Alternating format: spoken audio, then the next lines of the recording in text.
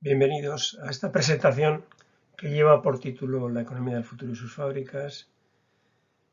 Se trata de un título un poco enigmático, pero se explica por el contexto en el que la intervención tuvo lugar. El catedrático de Sociología, Ander Gurruchaga, organizaba un seminario laboratorio bajo el título Fábricas del futuro, que tenía lugar en la Universidad del País Vasco, en el campus de Leioa.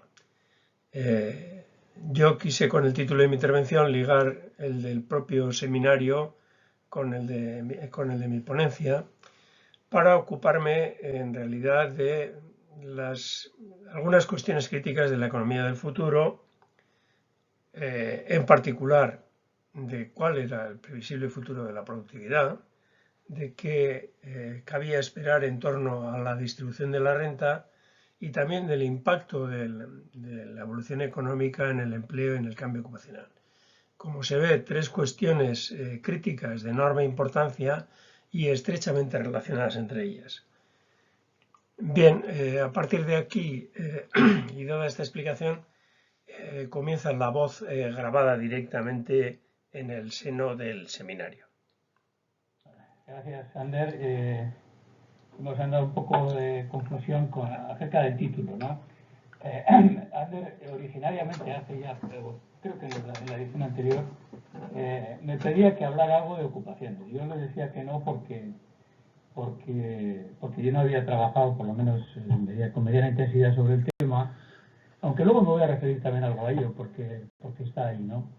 Y entonces surgió el tema de la productividad, ¿no? Y ese primer título que circulaba por ahí, competitividad y productividad, yo creo que evocaba un tipo de análisis y de cosas que, bueno, que están por ahí muy manidas, pero que no sé si ya estamos un poco cansados de ello, ¿no? Esto de competitividad para mí tiene que ver con que los del business nos han ganado por goleada a los del economics, ¿no? Cuando yo estudiaba y en los tiempos aquellos se hablaba de desarrollo, ¿no? Que es una cosa creo que más sensata que competitividad, ¿no? Luego vino Michael Porter y toda esta escuela y tal, entonces lo que era desarrollo, que era probablemente un concepto más amplio que el de competitividad, cambió en eso. Pero en un caso y en otro lo que está detrás es el tema de la productividad. Y el tema de la productividad, que es un poco el centro de lo que yo hoy me vengo a referir, ¿no? Está en el centro, ¿por qué? Porque yo pensando en las ponencias que se han visto aquí mismo, ¿no? Hacía un pequeño repaso. He visto aportaciones de Javier Bilbao sobre el tema de desarrollo tecnológico, especialización. La ponencia de Jordi también enlazaba un poco con eso. Weissman habló un poco de la tecnología y las implicaciones ocupacionales y algo también de implicaciones en el estado de bienestar. Bueno, y había otro factor que quizá también es importante y está enlazado con los anteriores, que era el que trató Unai Martín de la demografía, ¿no? Que viene aparte. Pero, claro, la productividad está un poco en el centro de todo. La productividad es lo que explica competitividad y productividad es la que explica el crecimiento económico fundamentalmente. Entonces, hablar del futuro es hablar de la productividad. Y ese es un poco el planteamiento que yo traía hoy. Bueno, competitividad, productividad, progreso tecnológico. Yo no tengo una respuesta, yo no tengo una ponencia cerrada. No voy a presentar un papel en la forma que tiene estructura, sino que he cogido ideas, teorías de un sitio y de otro, y luego bastante evidencia, ¿no? Con la idea un poco del conjunto de ello, bueno, por lo menos ilustrar un poco el debate y de lo que tenemos entre manos, en la línea, por otra parte, de lo que ya se venía haciendo aquí, ¿no? ¿Qué es lo que quiero reflejar? Bueno, alrededor de estos tres tipos de cuestiones que están completamente entrelazadas. Productividad y progreso tecnológico, porque joder, uno de los temas que es recurrente es cuando se habla del enorme impacto que va a tener la tecnología, la destrucción masiva de empleo, etcétera, etcétera, se olvidan de un pequeño detalle, nadie habla de productividad. Por ejemplo, algunos de los autores que lo voy a comentar, Martin Ford, por ejemplo, en ese de los robots, luego lo trata de pasar y bastante flojo, porque este porque es un tecnólogo, no es un economista, ¿no? Pero si hay ese progreso asombroso, eso se tiene que manifestar en la productividad. Luego está la cuestión de la distribución de la renta, que es una cuestión relacionada con la anterior, ¿no? Muy ligada también. Todo este problema de si ese auge de la productividad, la introducción de nuevas tecnologías, los efectos distributivos que va a tener en relación, primero, de capital-trabajo y la distribución de la renta, la crisis que hay, un poco la crisis salarial, y luego también incluso aspectos distributivos ya dentro de los colectivos. Y luego está el tercero, que es el de la demografía, el empleo y el cambio ocupacional, que es también muy importante porque, bueno, esto lo abordó Unai Martín, creo que muy ampliamente, no el del aspecto ocupacional, digo porque, lógicamente, los aspectos demográficos condicionan, modifican un poco los resultados que dentro del sistema económico se pueden manifestar por el mero hecho de la tecnología y el progreso tecnológico. Entonces, las tesis que yo quiero discutir o contrastar, la primera es la que está tan extendida, que está en todos los medios, y que es la que ven, es decir, que la revolución tecnológica a medio plazo va a producir una sustitución masiva de trabajo por capital y que por lo tanto va a haber un desempleo masivo. He puesto ahí un par de referencias porque son, igual en estos momentos, las más conocidas, son libros que reciben premios y recomendaciones desde el Financial Times y que tienen ventas masivas.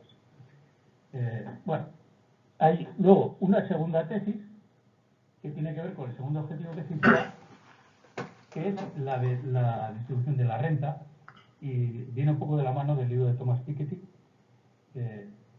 que está relacionado con lo anterior. La utilización masiva de capital conducirá a una enorme redistribución de beneficios que se van a apoderar de la mayor parte del valor añadido.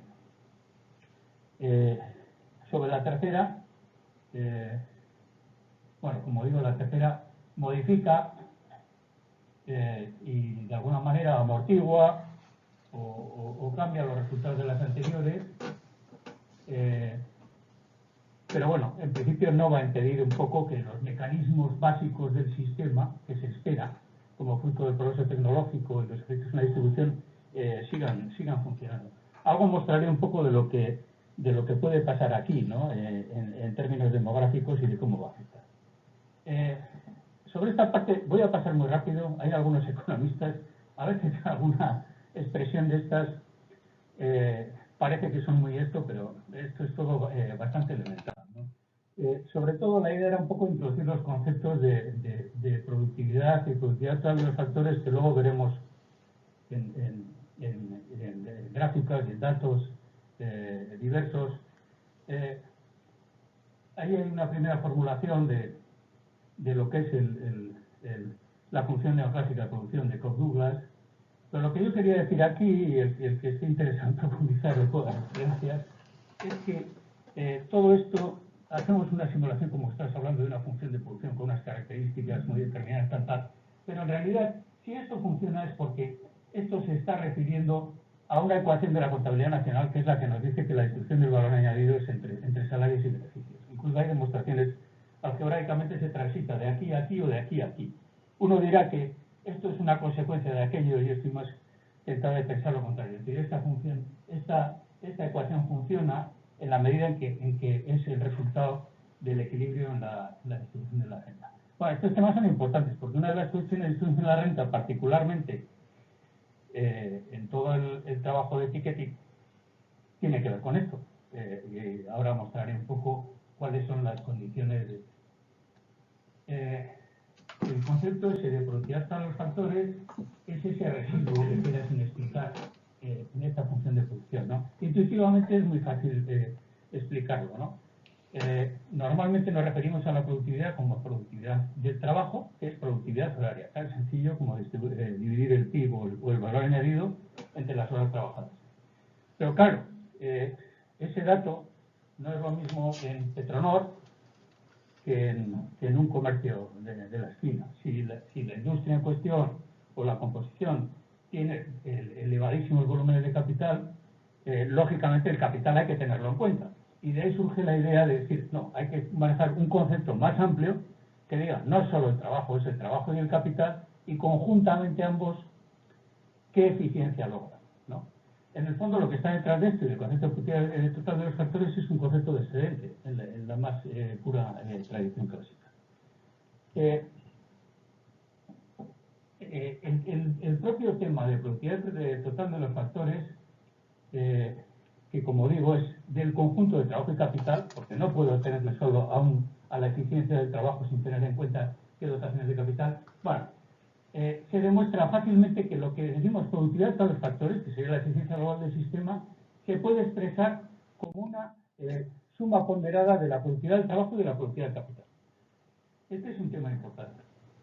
Es importante porque luego veré uno de los ejes del esto es qué pasa con la productividad del capital. La productividad del trabajo todos tenemos referencias, referencias históricas.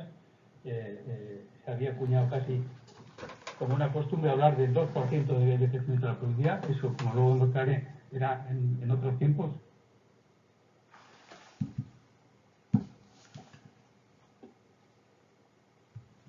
Hoy ya no es así, hoy las tasas están alrededor del 1%. Históricamente, en lo que se llama la Edad de Oro, los franceses llaman los 30 gloriosos, y ahora se empieza a hablar de periodo especial, como dan de entender que aquello fue un pasado que nunca volverá. Como decía, la productividad del trabajo tenía ese comportamiento, pero la productividad del capital, el otro componente, tiene la particularidad, como ahora demostraré con evidencia y con unos datos, de que no tiene una tendencia determinada. La productividad del capital oscila, entre otras cosas porque con los ciclos la propia utilización del capital varía. En esta recesión tan enorme que hemos tenido, tú no te puedes deshacer del capital, pero el producto lógicamente cae, por lo tanto esa relación oscila. Pero oscila no quiere decir que a largo plazo, a medio y largo plazo tenga una tendencia determinada.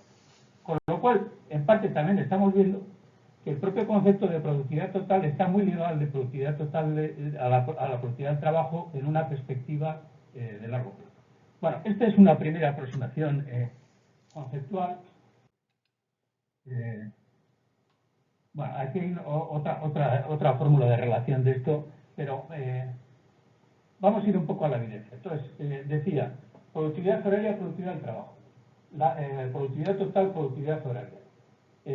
Y hacía referencia a relación entre la productividad total y productividad horaria y productividad del capital, que es la relación capital-producto.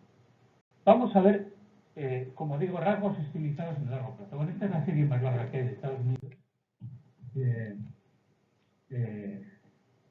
Y bueno, aquí hay un fenómeno muy raro. Este es unos datos que están tomados de Daniel Levy. Estos son de dos economistas de tendencia marxista y tal, que son los que más han trabajado sobre tasa de beneficio de estas cuestiones. Pero aquí hay un fenómeno raro al terminar con ocasión de la guerra.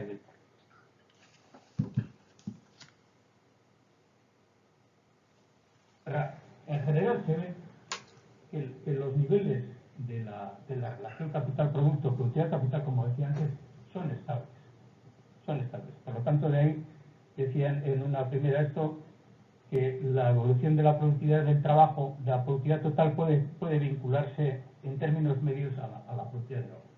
Otra cosa que nos dicen es otro rasgo característico del desarrollo capitalista, que es el de la relación, el grado de mecanización, la relación entre capital y trabajo.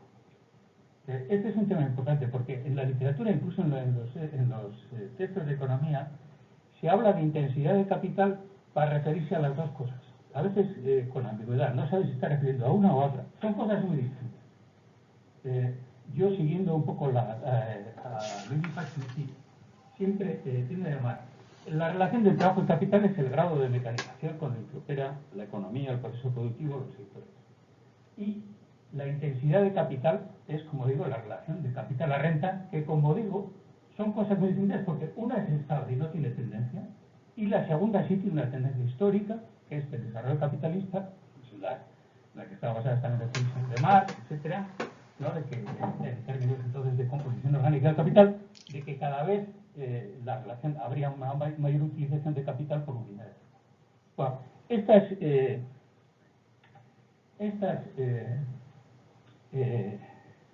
estas tendencias son interesantes.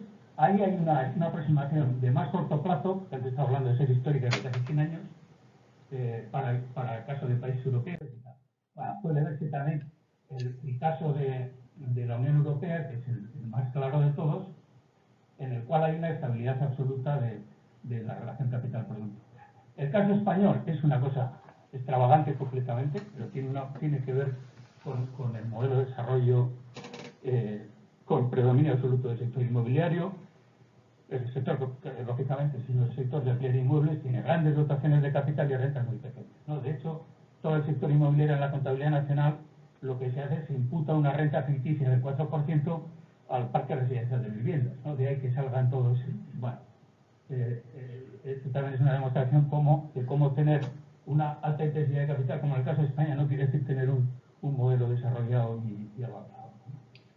El caso del País Vasco en general y el de Estados Unidos vemos también que muestra una estabilidad. Por lo tanto, la relación capital-producto en general no tiene una tendencia, tiene una tendencia estable. Y esa estabilidad, ahora veremos en términos de la discusión de la distribución de la renta, es importante.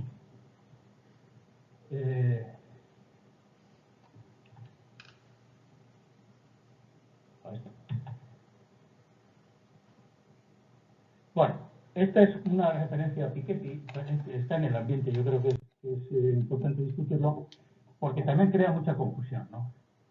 Piketty da unos datos que rompen completamente con lo que ya acabo de exponer. ¿Por qué? Porque él está interesado en estudiar la distribución de la renta y lo que está utilizando es datos fiscales. Más se utiliza datos fiscales, que bueno, pueden tener muchas ventajas desde el punto de vista del objetivo de su investigación. De hecho, él también dice que es mejor utilizar eso que no utilizar las encuestas típicas de consumo, porque no pillan las grandes rentas, porque la gente adinerada no responde a... Pero la relación que él encuentra entre capital y producto, porque esa es un poco la tesis de su trabajo fundamental, es muy distinta a la que yo estaba dibujando. O sea, la idea de que la relación capital, primero en los valores, que no tiene nada que ver, si viéramos aquí, está hablando de una relación capital-producto, prácticamente no del doble, pero si antes salían valores de 2,5 o alrededor de 2,5 en la mayoría de los países, aquí está saliendo valores de 4 veces el producto por el capital al producto. Como digo, este es un concepto de riqueza. El todo de capital que se utiliza en las cuentas económicas no es más que series de inversión real que se convierten en stock a partir del método de inventario permanente. Y esto es otra cosa. Estos son declaraciones fiscales de los individuos, etcétera, etcétera. La cosa tiene su importancia para luego en cómo articula sus tesis, sobre todo porque su tesis se basa en que ya desde largo plazo hay una tendencia fuertemente creciente al aumento de la relación capital-producto, que está en la base de su prognosis de que la distribución de la renta va a continuar deteriorándose de forma inevitable. El otro elemento, grado de mecanización, que decía la relación del capital y el trabajo. Bueno, sobre esto no hay dudas. Las tendencias son generales en todos los casos. Ahí hay una ruptura de una serie de Alemania porque está antes de la unificación y después de la unificación, pero como podemos ver, prácticamente en todos los periodos. Aquí yo había titulado desde la Edad de Oro, que es el desarrollo de los 30 gloriosos, la gran crisis del petróleo de los 70 y sus terribles consecuencias, integración europea, gran moderación, que es el periodo de crecimiento a partir del 95, y luego la gran recesión. Bueno, esta es la tendencia normal del capitalismo. Pero que esa es un poco la que ahora también se anuncia con todas las llamadas estas a un enorme progreso tecnológico, que eso es lo que va a continuar sucediendo. No es nada normal, ese es el estado de funcionamiento normal del sistema capitalista. Bueno, Piketty, entonces, este era un poco el retrato entonces un poco del esquema de la productividad, lo hemos visto relacionado con la productividad del trabajo, con la intensidad de capital, como la intensidad de capital es estable. Vamos ahora un poco a los temas de distribución. Piketty dice las leyes. Primera ley del capital. Bueno, estas son cuestiones de álgebra, ¿no?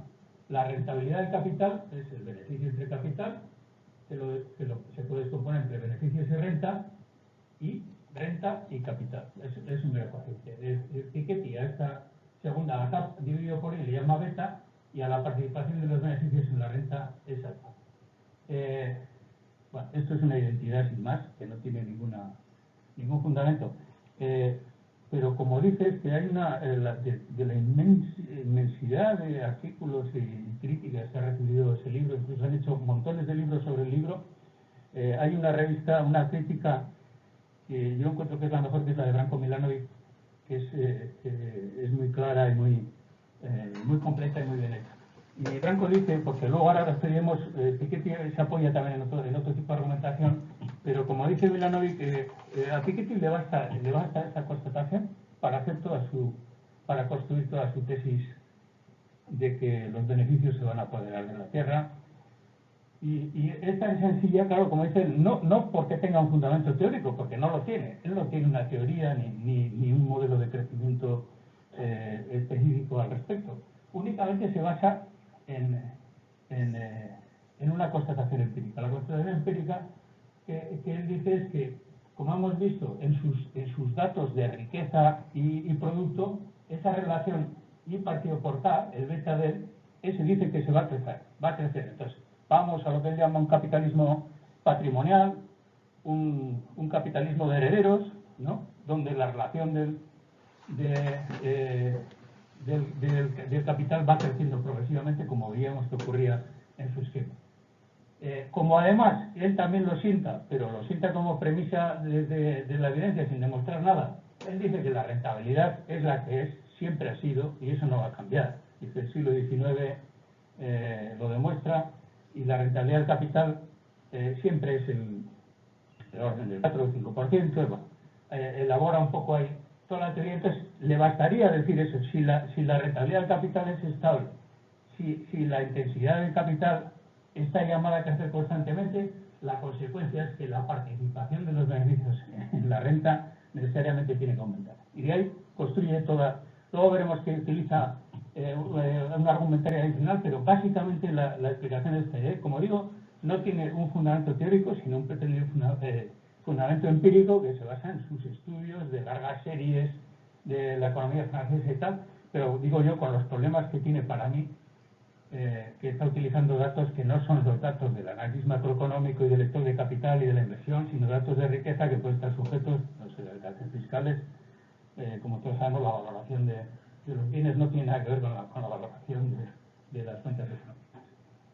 Como digo, esto le basta para decir que los beneficios se van a apoderar de la tierra si la rentabilidad tiene que ser estable. Y cada vez hay más capital para obtener un producto determinado, la consecuencia es eso. Y esa es un poco toda la construcción que hace.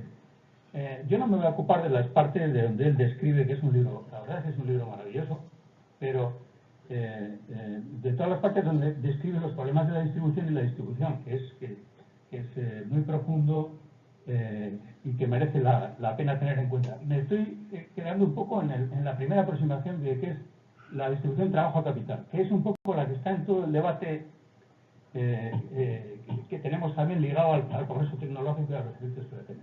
Bueno, luego habla de una segunda ley de capital, que en realidad esto es una ecuación de la teoría económica Harrod-Domar, una ecuación que aquí también podemos hablar, porque esa ecuación en realidad decimos que es una ecuación y que hay una teoría detrás, pero en realidad lo que hay es la igualdad del ahorro y la inversión, básicamente.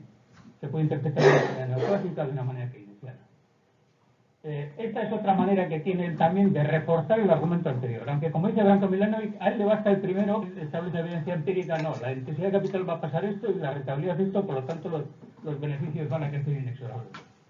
Pero esto le sirve también para reforzar el argumento en las relaciones entre la intensidad de capital y la tasa de crecimiento. Y ahí establece otra vez un argumentario diciendo que él hace pues ejemplos muy sencillos. Si la tasa de ahorro es 12 y la tasa de crecimiento es 2, pues B tiene que ser 6, o sea, el 600%. Dice 12%, 2%, 600%. La relación capital-producto dice siempre es mayor que la tasa de crecimiento. Bueno, esto tiene que ver con luego con la teoría de la ecuación de Cambridge y tal. Pero bueno, voy a dejar esto un poco porque quizás es más sofisticado y, como digo, no es nuclear para él, porque aparte que no es una explicación tampoco convincente, ¿no? Porque nuevamente el argumentario va un poco en función de cuáles son los datos de causalidad que tú estableces, ¿no? La causalidad que él dice no es la que funciona el sistema económico. El sistema económico está abierto por el lado de la inversión y el comportamiento de la demanda de los consumidores y de la inversión, ¿no? Y ese comportamiento es el que condiciona el ahorro, el que condiciona la tasa de crecimiento, etcétera, etcétera, ¿no? Él establece una línea de causalidad que prácticamente le da la vuelta al asunto. Bueno, básicamente esto era para decir un poco el marco, porque luego veremos a la hora de discutir el tema de la distribución, que esas terribles predicciones sobre la distribución de la renta no son una necesidad del sistema, no tienen un fundamento, yo diría que no tienen un fundamento, desde luego no tienen un fundamento teórico, las ecuaciones, y luego veremos en qué medida pueden tener un fundamento empírico y por qué. Bueno, hay otra tercera ley del capital. Bueno, ¿y qué tiene esta tercera ley? No son leyes ninguna, son identidades todas. Yo creo que en la economía lo más importante es el esquema contable. A partir de ahí lo que se ha construido. Bueno, se puede también expresar un poco la tasa de beneficio del que habla Piketty, lo mismo, con unas sencillas.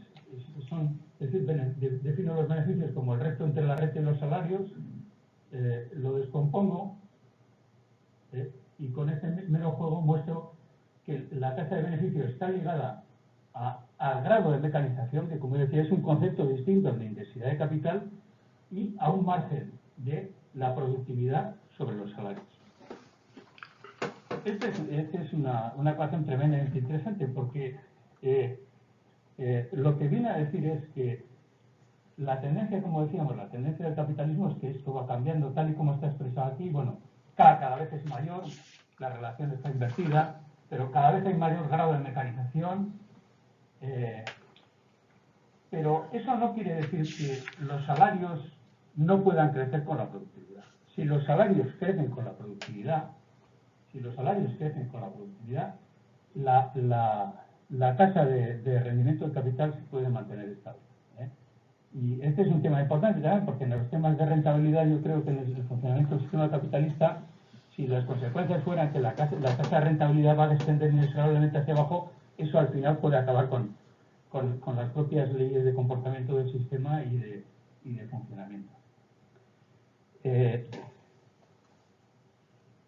Como digo, en este caso, esta que está invertida, al aumentar la relación de KL, esto significa que baja, pero tiene que compensar con esto que suba. Pero este margen que sube, en realidad puede ser perfectamente que I partido por L, que es la productividad y el salario, crezcan al mismo ritmo y que compense el crecimiento que tiene el grado de mecanización, de tal manera que la tasa de beneficio se mantenga. Ahora vamos a ver la evidencia empírica que hay detrás de esto para algunos casos, para ver cómo las reglas están funcionando o no están funcionando.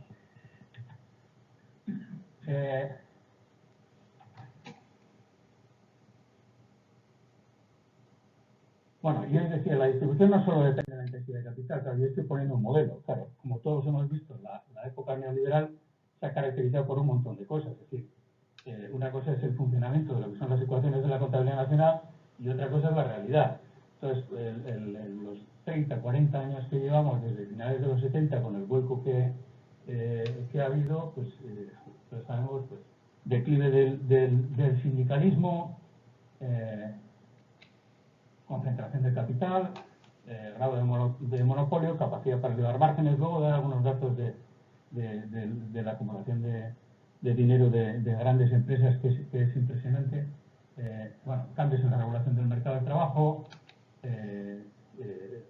deterioro de... Y luego otra cosa, el aspecto de la globalización, que es que una oferta de trabajo de tamaño inconmensurable del resto de los países emergentes entra en competencia con la fuerza de trabajo de los países. Por lo tanto, todo esto tiene que ver, y luego veremos en los datos que efectivamente ha tenido mucho que ver, pero no como una necesidad de que el sistema capitalista, para mantener la tasa de rentabilidad, haya tenido que imponer unas condiciones, un deterioro de las condiciones de distribución de la renta entre trabajo y capital. El caso de Estados Unidos. El caso de Estados Unidos es otra vez una serie de muy largo plazo, casi de un siglo. Vemos en la línea azul el alfa, que es el alfa del Piketty, y la participación de los beneficios en la renta. Bueno, hay oscilaciones, lógicamente, pero ahí no hay una tendencia reconocida. Es más, siempre a lo largo de toda la de hecho hasta la erupción del modelo liberal y la crisis de finales de los 70, el mantra de que la distribución en los países capitalistas entre salarios y beneficios era estable, incluso había cifras de referencia que entonces eran 70-30. Luego vamos a ver cómo ha cambiado eso en los últimos 30-40 años. Como decía, salarios y productividad. ¿Ven? Las dos líneas se confunden. Este es un índice sobre base 100 de crecimiento de la productividad horaria y del salario por hora. Prácticamente coincidentes. Productividad y salario. Son líneas como digo. Rentabilidad del capital.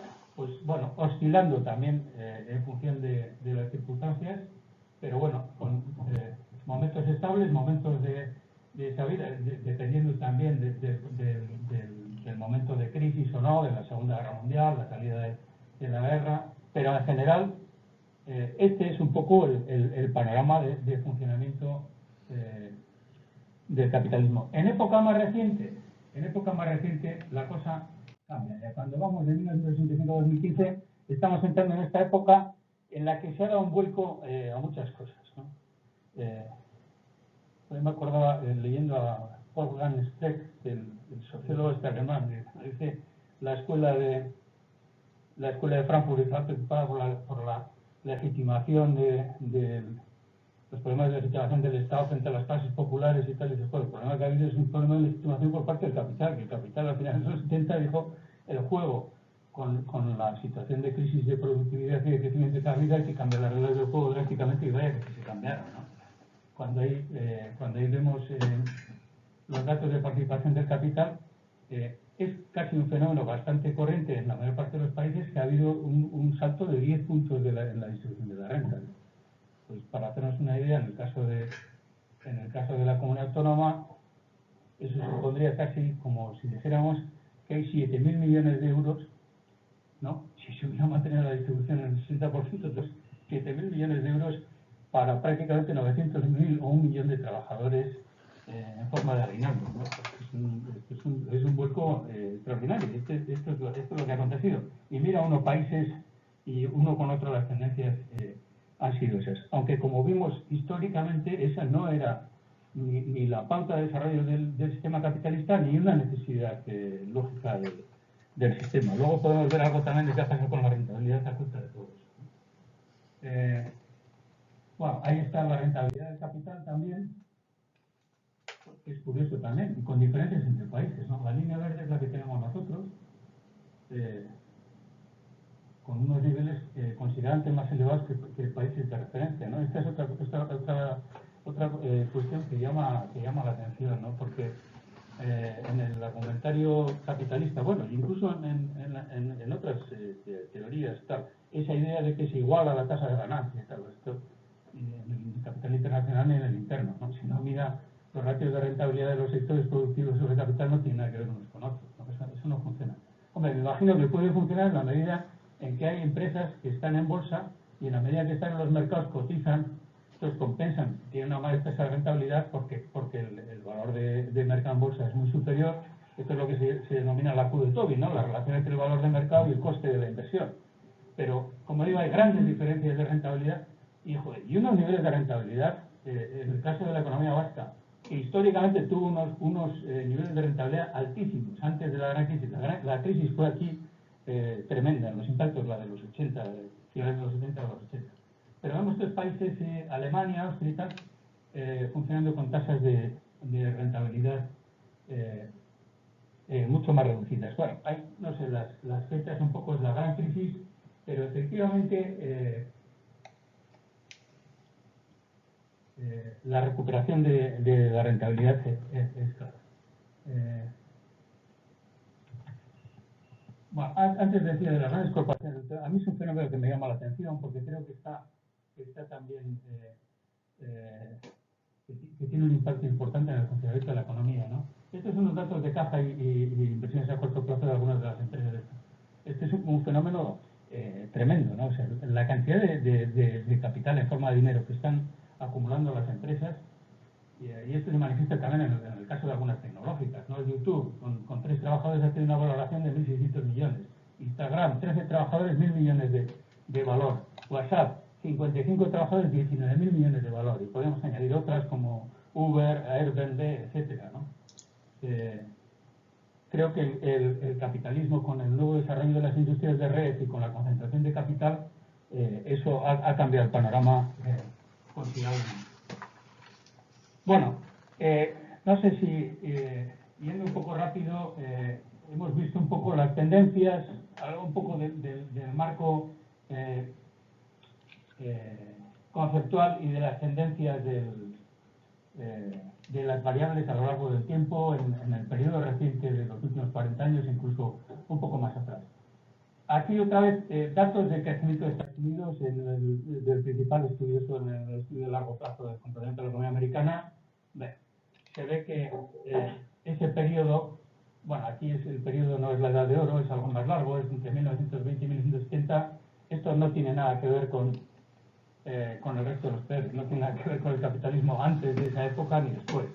El caso de Europa no es igual que el caso americano porque nosotros vamos considerablemente más rezagados, ¿no? Es en 1920 y 1970, en el caso de Europa es en 1940 1970 en la posguerra, ¿no?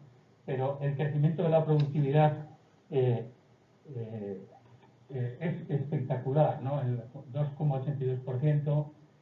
Ahora, yo creo que Robert Gordon hace unas previsiones de crecimiento a partir de ahí y dice que el próximo periodo, del 2015 al 2040, él da una tasa de crecimiento del 1,20. O sea que todavía incluso estaría por debajo de este periodo de 1970-2014, porque aquí, bueno, en este periodo hay subperiodos, ¿no? Hay periodos, en el caso de la economía americana, más brillantes que otros. Alrededor de los 90, los Estados Unidos tuvo un resurgir de la productividad que se vincula a las tecnologías de la información, etc. Pero esa es un poco la realidad histórica, ¿no? Gordon es pesimista, digo, cuando da una tasa del 1,2, y lo que eso significa, digo, para el futuro, para los próximos 30 años, bueno, él argumenta que la economía se va a enfrentar a un gran número como dice él, de vientos de cara, ¿no? La demografía no es favorable, luego el progreso del elemento educativo que ha estado en uno de los factores que han impulsado el crecimiento, pues se va acercando a un techo ya, porque la educación superior y esto está llegando ya a estándares de lo más altos y ya el avance marginal que puedes obtener es cada vez menor. Luego cita las desigualdades de la renta que se han crecido de una manera astronómica y que están impidiendo el crecimiento. Luego el endeudamiento en todas las economías, el endeudamiento privado y el público, el endeudamiento privado, no solo por déficits exteriores, sino también por esa práctica de concentración empresarial que conduce a unidades mayores, pero a base de ir acumulando deuda. Bueno, y luego incluso pues la competencia de la globalización, etcétera. Este es un poco, claro, estas referencias son importantes cuando se piensa hablar, en el otro comentario, de lo que viene en el futuro, porque, bueno, yo la tesis podría ser, si ahora, antes decía la industria 4.0, en algunos papeles de la industria 4.0 se dice que va a conseguir aumentos de productividad del 7%, no sé si durante cuánto tiempo. Bueno, eso querría la consejera Arantxa Tapia, me imagino, pero dudo que lo vaya a ver, ¿no? Quiero decir, este periodo especial, que en Europa es del 40 al 70, aquí en Estados Unidos hoy la sensación es precisamente la contraria, es que es algo que no va a volver, ¿no? Que la nueva normalidad va un poco por aquí. Yo me alineo más con esa especie de Gordon. Podríamos ver históricamente lo que fue el periodo ese especial, en el caso de nuestro, de la Edad de Oro, es que los ciclos entonces, el ciclo nuestro de crecimiento, tenía ritmos de crecimiento de la productividad, efectivamente tenía del 4, 5, 6% en muchos años de ese periodo, ¿no? En el caso de Euskadi, el 4 o 5%. Luego, en la integración europea, ya a partir del 85, estaban un poco por debajo del 2%. Y ahora esos crecimientos están en el orden del 1%. O sea, que ha sido una tendencia menguante claramente. Y cuando uno ve las transformaciones de ese periodo de 30 años, la verdad es que son extraordinarias. Decía cifras de productividad. Bueno, aquí está un panorama de los países de la OCDE. No sé si se ven todos claramente. Esta es la media de la OCDE. La media de la OCDE también está un poco elevada porque hay países, bueno, aparte del impacto que tiene Estados Unidos, que siempre tiene un comportamiento más dinámico, luego hay otras economías que no son desarrolladas, ¿no? Nosotros aquí en Euskadi estamos por aquí, lo he puesto entre los países. Bueno, España está todavía bastante más atrás. Para países desarrollados, Noruega, Holanda, Dinamarca, etcétera, están en el mismo entorno. Los países avanzados están en el entorno de crecimientos de la productividad por debajo de esa cifra de la media de la OCDE, que, como digo, puede estar influida por Estados Unidos y otros países emergentes. Está desde Turquía, otros.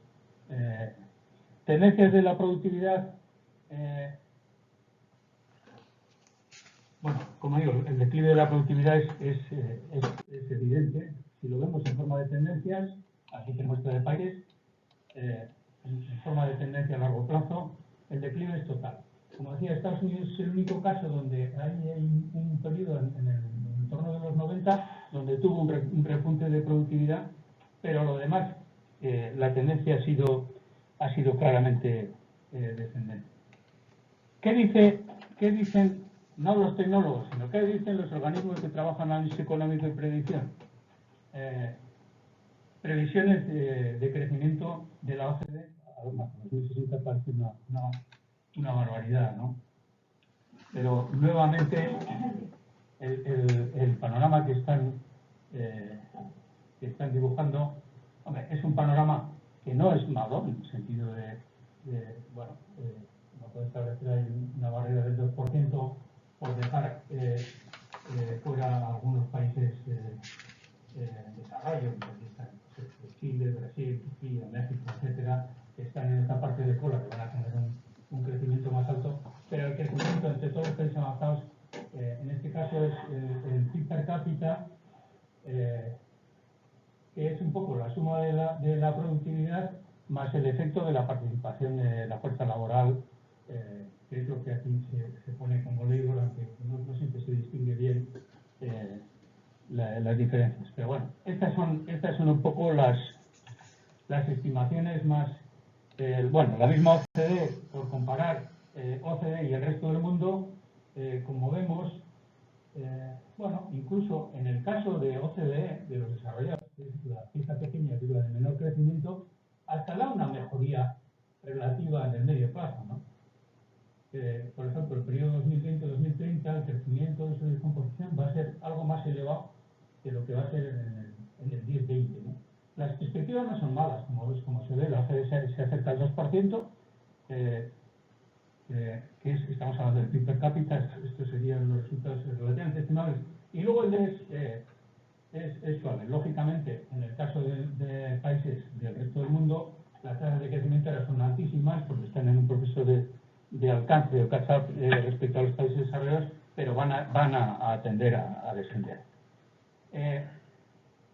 Bueno, como conclusiones provisionales, ¿qué podríamos decir? Bueno, el crecimiento de la productividad, lógicamente, tiene una tendencia descendente clarísima. A largo plazo incluso puede recuperarse un poco, pero lo que no hay sombras por ahí es de que eso se pueda llevar a recuperar los niveles de la edad de oro, ¿no? La edad de oro, en cada caso, pues ya digo, la europea es algo posterior, es el 40-70, la americana algo anterior. Bueno, podríamos ver los gráficos, volver para atrás, veíais que había una descomposición de la productividad atribuyendo a fuentes de cada uno. La profundización del capital no tiene un papel destacado. En esas barras, si volviéramos a verla, la parte que atribuye del crecimiento de la productividad a la profundidad del capital es muy pequeñita. Y la intensidad del capital de la economía se espera que se va a mantener estable. luego lo que antes decía, la primera ley que decíamos, si la intensidad de capital es estable, la distribución de la renta se puede mantener sin que caiga la tasa de rentabilidad. Volveríamos a la formulación, teníamos R, la distribución beneficios, salarios y la intensidad de capital. Esto no quiere decir que la participación de hecho se vaya a mantener estable, ¿no? Decía antes, pero hay otro sinfín de circunstancias que pueden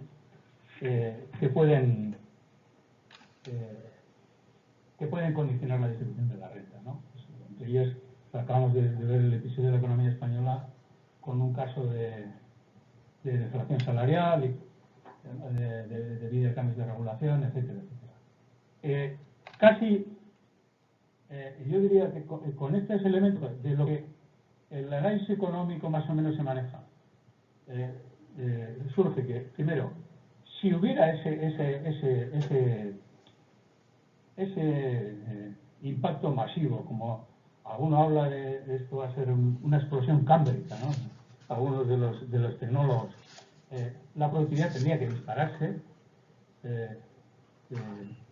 Eso no se ve ni en las tendencias recientes, ni tampoco como vemos en las previsiones que hacen los organismos o los economistas para el largo plazo. La intensidad de capital no tiene por qué cambiar. Esta es una cuestión que intuitivamente además se entiende. ¿Por qué la relación entre el capital y la renta va a crecer indefinidamente? Eso significaría que cada vez la economía tiene más bienes de inversión y menos bienes de consumo. Llegado al extremo sería que todo es inversión y no hay consumo. No tiene una lógica. No tiene una lógica detrás, ¿no? Si K crece más es porque crece la inversión y que refleja al mismo tiempo la inversión y el consumo. Quiere decir que el consumo está perdiendo posiciones. Entonces, históricamente se está demostrando que eso no tiene tendencia. Hombre, puede tener tendencia si uno desarrolla el sector inmobiliario, como el caso español, y se sale del cuadro con una industria, pero claro, con una rentabilidad en el sector inmobiliario que se le atribuye del alrededor del 4%. Cuando uno ve las rentabilidades de los sectores industriales y otros sectores productivos, y las tasas de rentabilidad son del 15 o el 20%, no son del 4%. Y como digo, la distribución de la renta, diga lo que diga Piketty, no tiene ninguna necesidad de producir un deterioro. Yo casi diría que con esto, para mí, puedes decir que el tema está, pero claro, bueno, lo que decía, y además, o sea, la distribución de la renta no tiene por qué mejorar, y los salarios pueden mejorar, como veíamos en las series históricas, salarios creciendo con la productividad, cosa que no ha ocurrido, ¿no? Ahora, si ves una gráfica del caso de Alemania desde el año 90, es una cosa impresionante. Es decir, hay una divergencia de valores desde 30 puntos hasta la actualidad entre el crecimiento de la productividad y el crecimiento de los salarios. Eso tampoco no es una necesidad. O sea, los salarios pueden crecer con la productividad, la distribución se puede mantener, no hay por qué esperar cambios en la actividad de capital. La productividad, bueno, iba a decir ojalá creciera, hombre. Esto ahora podemos ver otra serie de factores por los cuales unos crecimientos de productividad muy altos pueden crear muchos problemas en el sistema capitalista. En la edad de oro que hemos conocido y hemos vivido, esto no se percibía como problema, ¿no? Hoy probablemente sí sería más problemático desde el punto de vista de que pues, eso supondría cambios sectoriales muy bruscos, una necesidad de adaptación de las personas a nuevas actividades emergentes, etcétera, etcétera, ¿no? Pero, bueno, como digo yo, el debate no se puede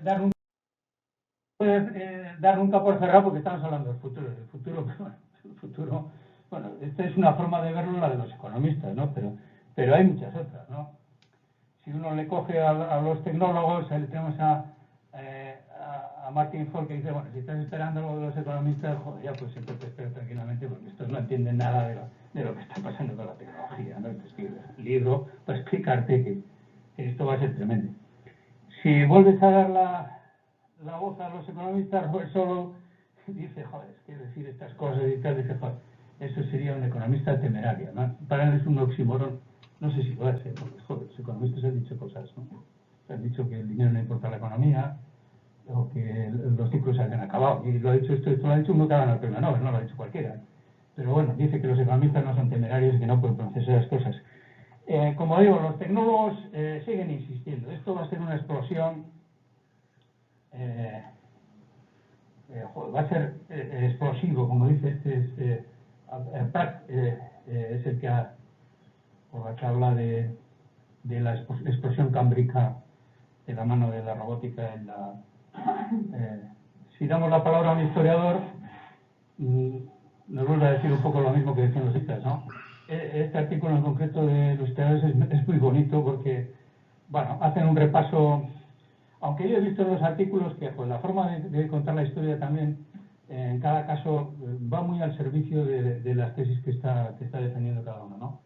Pero bueno, el historiador, hacer predicciones sobre esto es muy complicado.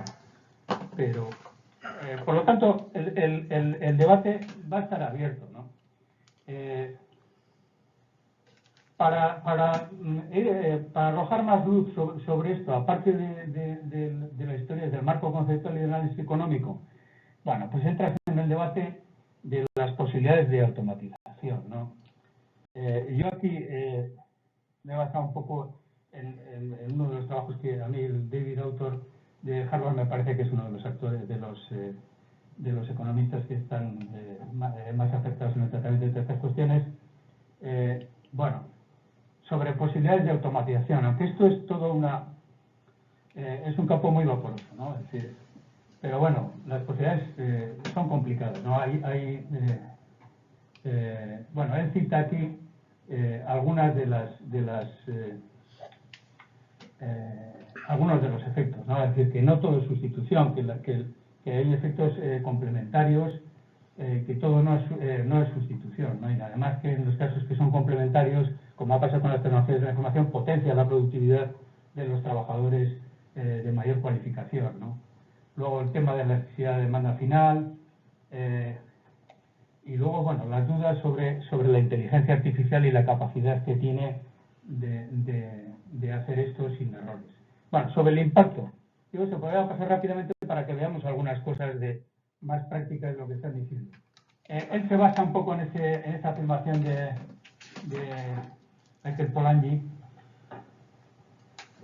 Sabemos mucho más de lo que podemos decir un poco para señalar las dificultades de la automatización. Aquí está un poco una de las claves de lo que he visto también en la evidencia empírica de los diferentes resultados que llegan unos y otros, es un poco en la idea de distinguir tareas de trabajos, ¿no?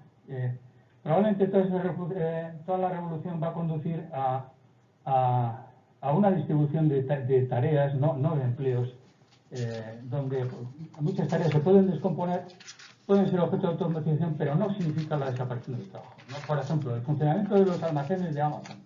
Desde el fondo pensaría que los almacenes monstruosos están completamente gestionados de una manera automatizada. Parece que no es así. Tienen una serie de robots que están manejando por palés las baldas, pero al mismo tiempo hay equipos humanos que son los que seleccionan los paquetes, etcétera, ¿no? Este tipo de cualificaciones, o sea, que hay que trocear tareas y no tanto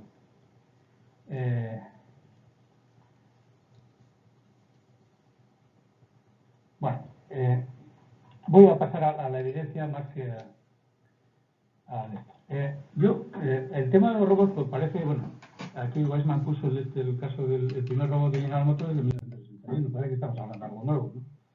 En 1961, pues, pero bueno, los robots están ahí hay una serie de crecimiento de los robots, o sea que esto ya está ocurriendo, esto no es algo, es más, hay estimaciones, dice la robotización, hay estudios que ha podido contribuir con 0,36 puntos al crecimiento de la productividad del trabajo entre 1993 y 2007. Bueno, son procesos que ya están en marcha, no es algo que vaya a venir de nuevo mañana. Bueno, ¿por qué además con efectos limitados? Porque el impacto está concentrado en muy pocos sectores industriales, ¿no? Porque dicen, el 40% de los robots del mundo están en la industria de automoción. Como vemos aquí, entre la industria de automoción y la eléctrica y electrónica prácticamente hacen todo. Bueno, de momento también muy concentrada en países avanzados. Lógicamente también es que son los que desarrollan esos sectores en los que está concentrada, ¿no? Particularmente la automoción, que como decía era el 40%. Bueno, y parece ser también que la robotización está acabando con los empleos de menor retribución, ¿no? El efecto en los empleos de menos de $20 algo en el tramo medio y prácticamente despreciable en los anteriores.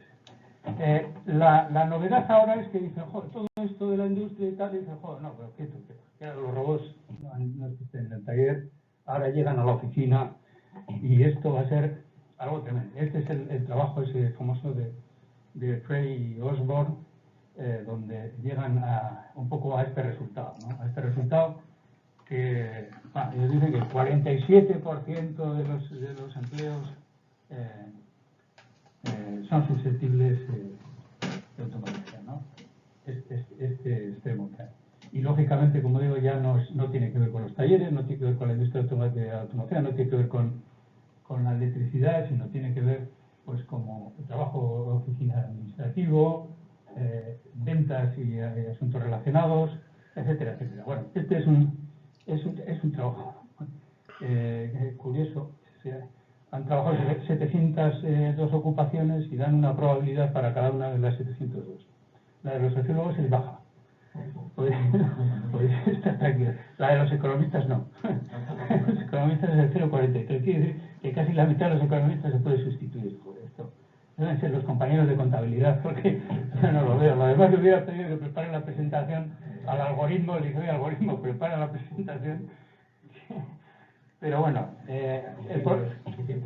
no, es un trabajo que tiene su rigor y tal, pero bueno.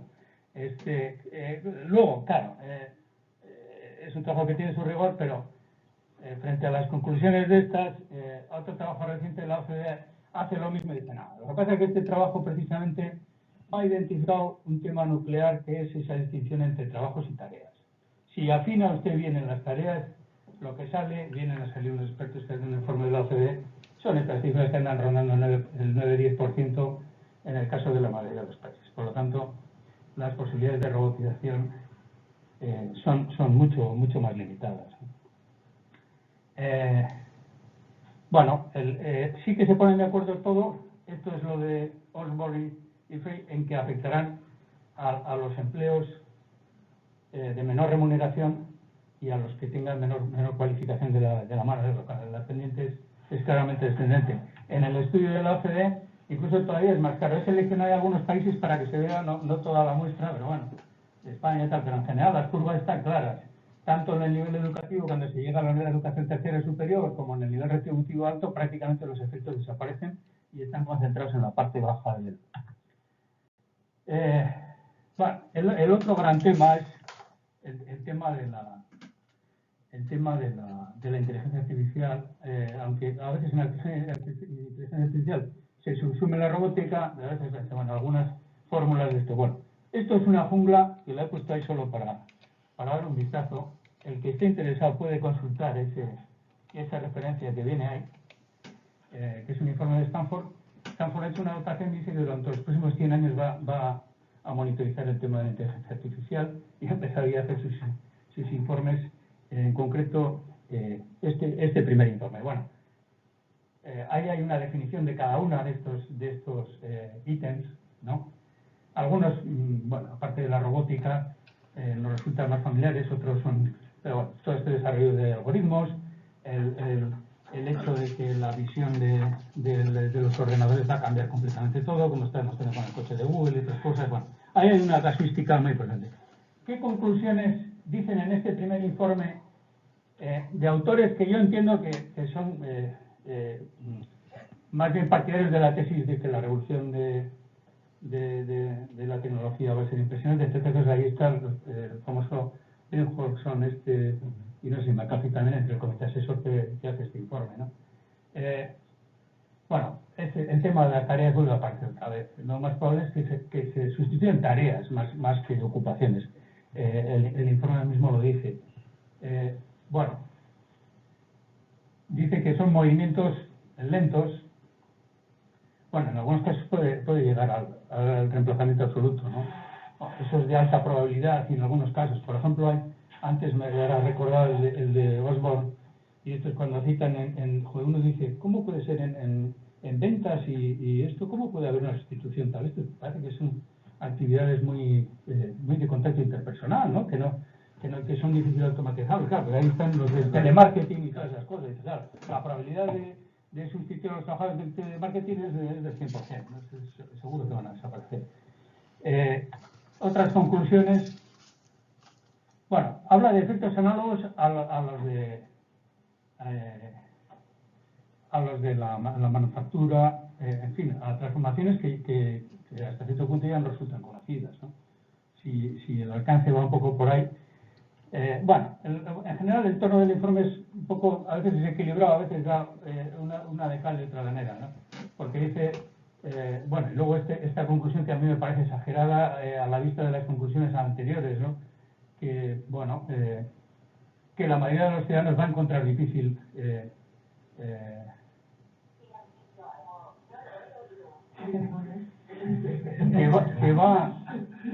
que no van a tener suficientes medios para llevar una vida digna, con lo cual lanzan todo ese debate a través de la renta de garantía y eso, etcétera, etcétera. Pero, como digo, bueno, yo creo que el tono de las conclusiones más o menos será, cuando entra a la práctica, mucho más moderado. Bueno, del mismo David Autor, bueno, ahí tiene un análisis para el caso americano, aquí afortunadamente no tenemos cosas parecidas, donde nos explica ya un poco qué es lo que está pasando, ¿no? Efectivamente, pues, la experiencia anterior, bueno, aquí hay diversos periodos, desde el más reciente, con los movimientos son más pequeñitos, entre otras cosas por la crisis, pero ahí nos habla de cambios en la estructura del empleo, no del empleo en sí, ¿no? Y bueno, el fenómeno más fuerte es el vaciamiento, el hundimiento del centro, ¿no? Aquí las actividades de operadores, las actividades de producción, bueno, y ahora parece ser que le puede seguir algo en las oficinas administrativas, pero por el lado de los técnicos, de los profesionales, relativa fortaleza, y también en la parte de cuidados personales, restauración, limpieza y ese tipo de servicios, y servicios de protección todavía con cierto vigor, ¿no? Bueno, polarización según salarios, lo mismo, aunque con diferencias entre países, ¿no? Parece que los de media paga es algo común a todos, pero entre los de bajos salarios y los altos hay experiencias que contrastan, ¿no? Por ejemplo, España tiene, la parte de bajos salarios tiene poco crecimiento, y hay otros países que no, hay otros países que tienen un alto crecimiento en los dos polos, ¿no? Hay diferencias entre países, pero bueno, también una tendencia más o menos similar. Bueno, parece ser que incluso sugiere que viendo las líneas que el de alta cualificación puede dar señales en las últimas observaciones a partir del año 2000 hasta ahora, que puede dar cierta señal de agotamiento. Bueno, pues hasta ahí un poco el panorama un poco después de ver el análisis de esto, los rasgos un poco de lo que dicen los tecnólogos y lo que parece que los datos pueden aportar o no aportar. Bueno, por concluir con el tema de la demografía, que es otro aspecto muy importante, ¿no? Porque estamos hablando de los estragos que va a causar en el empleo una revolución tecnológica con altísimos niveles de productividad que va a dejar paro masivo, etcétera, etcétera. Pero vamos a ver qué pasa con la demografía, porque igual las condiciones cambian sustancialmente, ¿no? Bueno, la población, una cosa es lo que está pasando en el mundo, lo que está pasando en Europa ya lo vemos. Para 2050 decrecerá francamente, y luego nos vamos a enfrentar, ahora voy a ver los datos de aquí, a un problema del impacto de las necesidades de reemplazamiento de los trabajadores que están ahora ocupados, que va a ser enorme, ¿no? Incluso comparado con las propias dinámicas de la creación de empleo. Y luego el desplazamiento generacional, que no solo eso, tiene otra serie de consecuencias, desde la productividad al ahorro,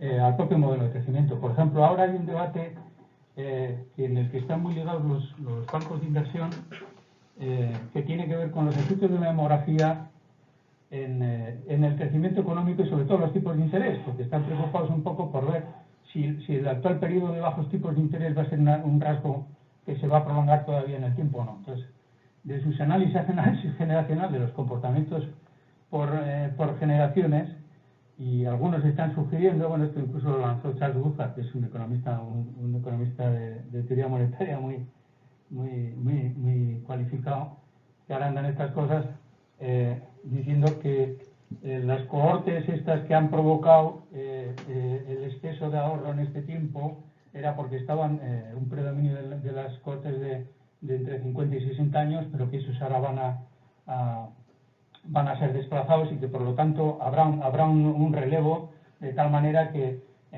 los comportamientos de consumo van a cambiar y de ahorro, los tipos de interés, el crecimiento se puede reactivar y los tipos de interés serán más elevados, etc. Bueno, eso es un ejemplo de las discusiones que se plantean. Por ver solo algo de lo de Euskadi, bueno, lo de Euskadi, la previsión que hay ahí es tremenda, ¿no? Estas son las previsiones de población 2026 del Eustat. Bueno, pérdida esperada de 100.000 personas entre 2013 y 2016. Ahora vamos a ver que esto no se va a producir, pienso yo, y voy a decir por qué, ¿no?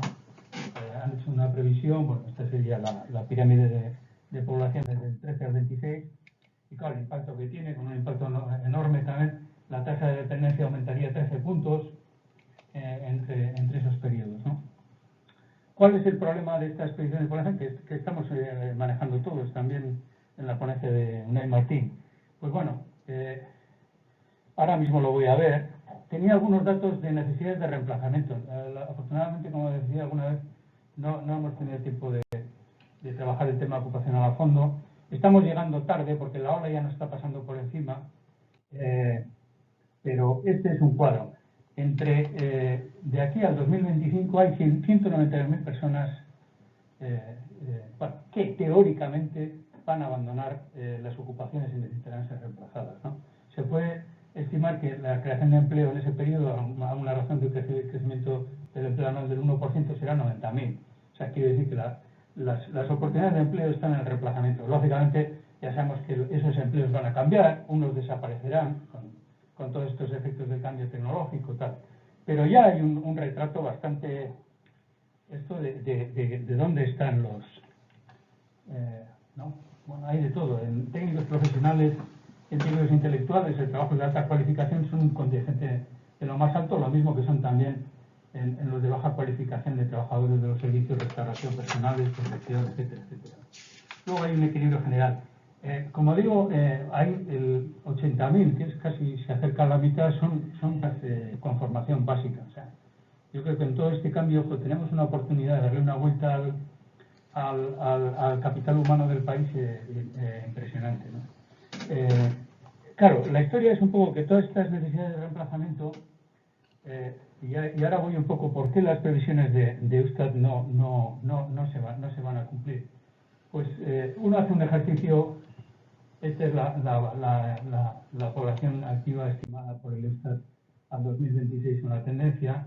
Y este es un ejercicio de decir, vamos a ver que sobre esa población activa la tasa de participación de la fuerza laboral aumenta hasta llegar al nivel de Suecia, ¿no? Nosotros ahora tenemos el 64%, los suecos tienen el 75%. Vamos a suponer que aquí hay un aumento progresivo de 10 puntos de la tasa de participación, que hombre, es una tendencia que cabe esperar que vaya hacia arriba, no sé si con ese éxito.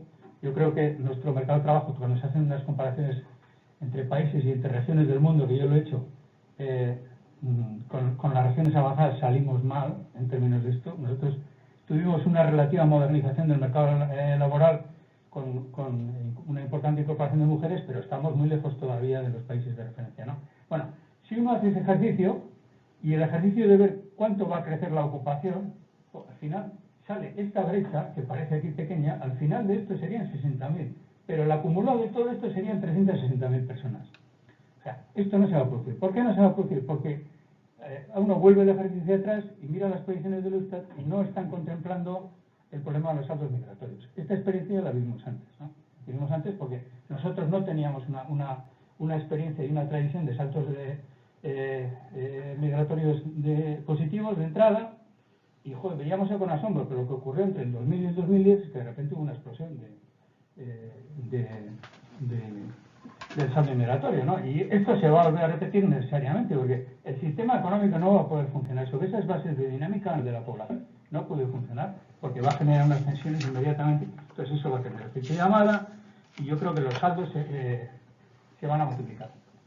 Es un tema que habría que trabajar, porque yo creo que este es el tema, bueno, ayer el gobierno lo comentaba, es el tema más importante realmente que puede tener el país.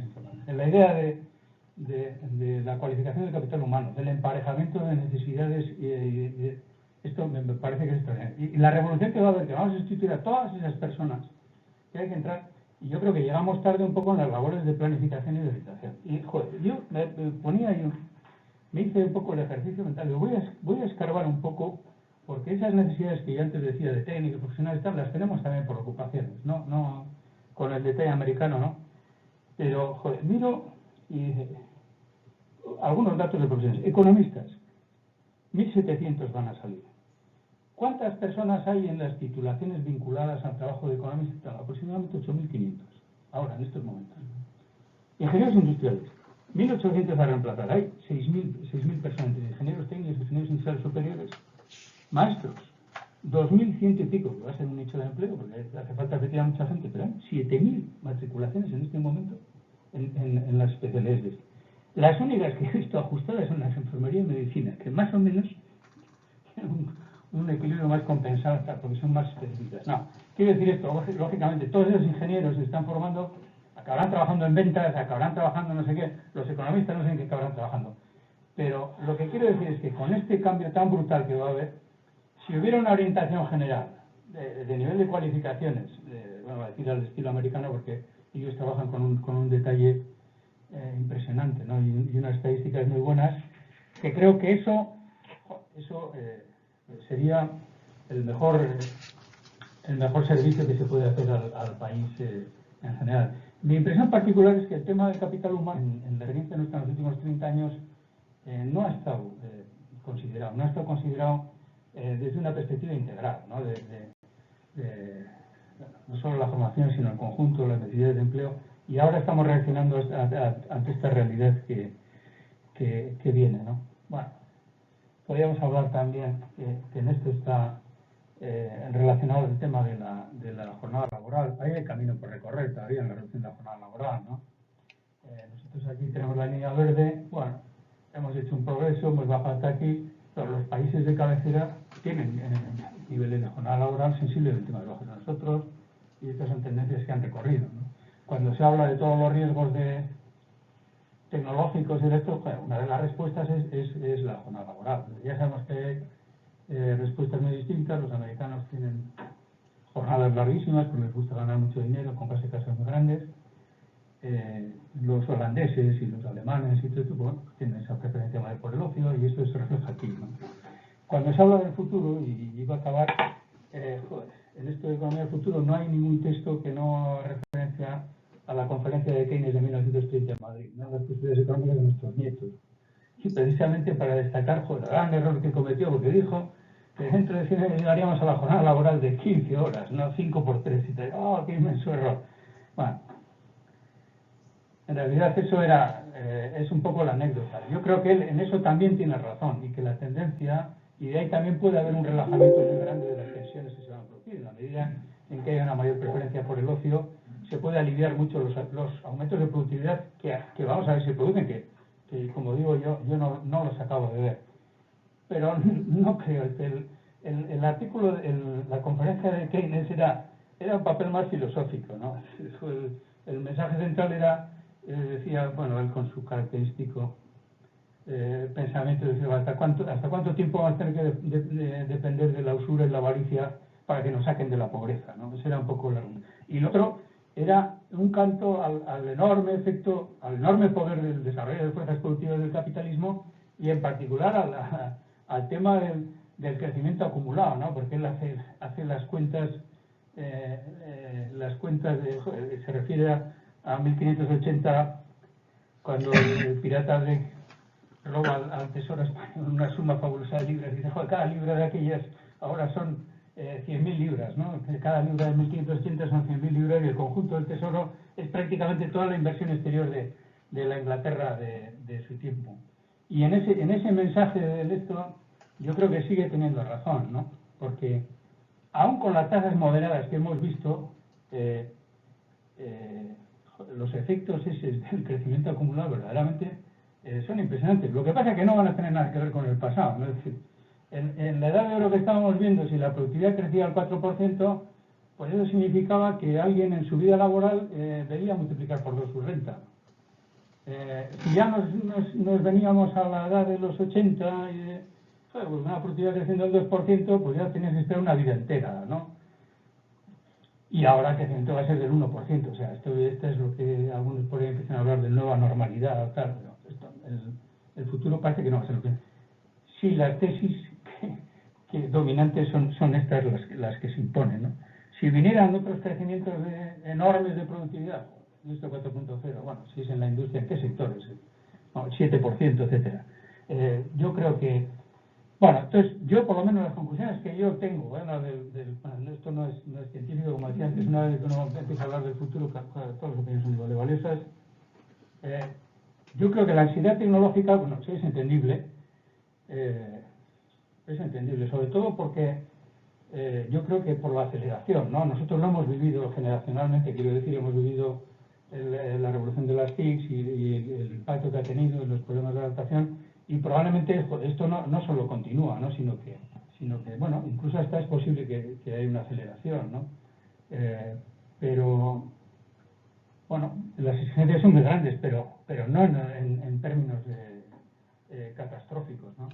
El reto de la fuerza laboral, este va a ser tremendo, porque como hemos visto, la distribución de los impactos es un mundo, ¿no? Entonces,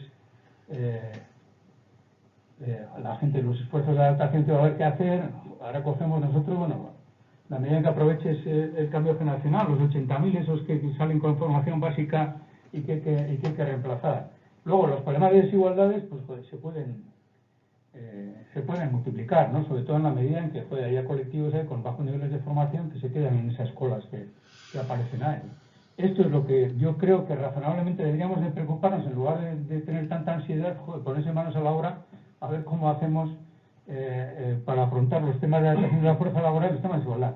Yo pienso que todo esto se podría cuantificar perfectamente, pero tenemos una necesidad o un problema de inversión en capital humano en términos de políticas activas, entre otras cosas. Yo creo que a la vista de todos estos datos, bueno, a la vista de estos datos hay que decir, luego tenemos 140.000 personas registradas en el paro, pero cuya empleabilidad pues es la que es, ¿no? Y pensando en este tipo de transformaciones que vienen, pues es un reto gigantesco, ¿no? No sé si estamos en condiciones, habría que cuantificar si estamos en condiciones de invertir, ¿no? Cuando muchas veces se mira los modelos del norte y tal, yo miré bastante de cerca la experiencia noruega, por no decir la de, estos invierten muchísimo más que nosotros en políticas activas, pero vamos, en una relación de 1 a 2, 1 a 3, según el país que cojas, ¿no? Si coges los daneses, ni digo. Yo creo que puede resurgir el crecimiento de la productividad. Esto es así. No hay ninguna razón para que... esta es una historia que también se vincula con el debate sobre el estancamiento secular, ¿no? Ahora se ha puesto de moda y tal, es un palabra tremendo, ¿no? Y es un tema tan viejo,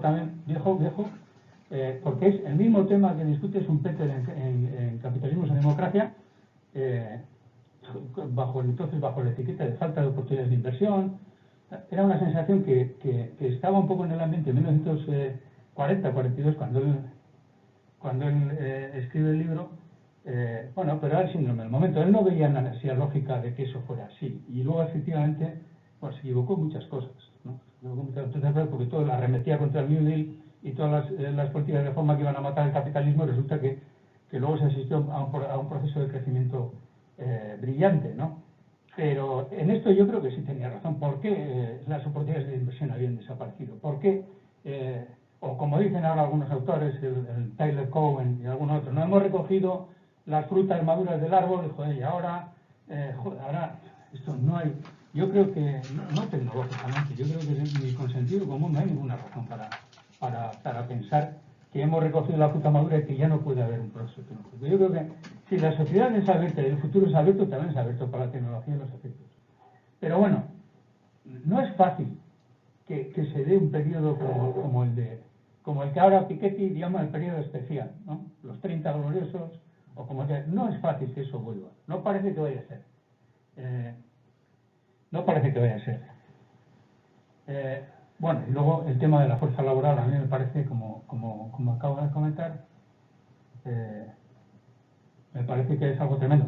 Que nosotros, con lo que puede esperarse de comportamiento del crecimiento económico, un crecimiento del entorno del 2%, con una productividad del 1%, un crecimiento de la fuerza laboral del 1%, nosotros la demografía esto no lo soporta. Vamos a tener una inmigración masiva, vamos a tener unas tensiones en cantidad de sectores y de cualificaciones que van a bloquear el crecimiento. No sé, deberíamos pensar cómo abordamos todo esto y cómo financiamos los gastos, ¿no? Y por supuesto estoy convencido de que la sociedad cambiará y que dentro de 10 o 15 años, pues lo mismo que es prácticamente nadie extranjero, si de repente nos plantamos en abrir y cerrar de ojos en una tasa del 8%, pues esto cambiará. Y eso también traerá otro tipo de problemas de cohesión y de esto, que ya empezaron a aflorar en algunas zonas, ¿no? Como en Vitoria, por ejemplo, han sido bastante claros, ¿no? Este otro tema me parece, pero bueno, la tensión esto se puede cuantificar. Yo creo que antes el tema un poco se abandonó, pero yo todavía en la última etapa de industria empezamos a explorar esto, con Confebask también sacó algún documento. Claro, la crisis cambió radicalmente todo porque se produjo una distribución masiva de empleo y de repente pues, te salen ahí 170.000 desempleados, 180.000 y parece que todo esto ya no tiene sentido, ¿no? Pero lo tiene, ¿no? Como decía yo, si tú prolongas la dinámica natural, por muy sueco que te vuelvas, que habría que verlo también, porque ese es un cambio cultural considerable, ¿no? Cuando ves la tasa de participación en la fuerza laboral, nosotros en cuanto ven las edades maduras de los 50 años o no sé qué, descienden bruscamente. Bueno, pues este es mi punto de vista.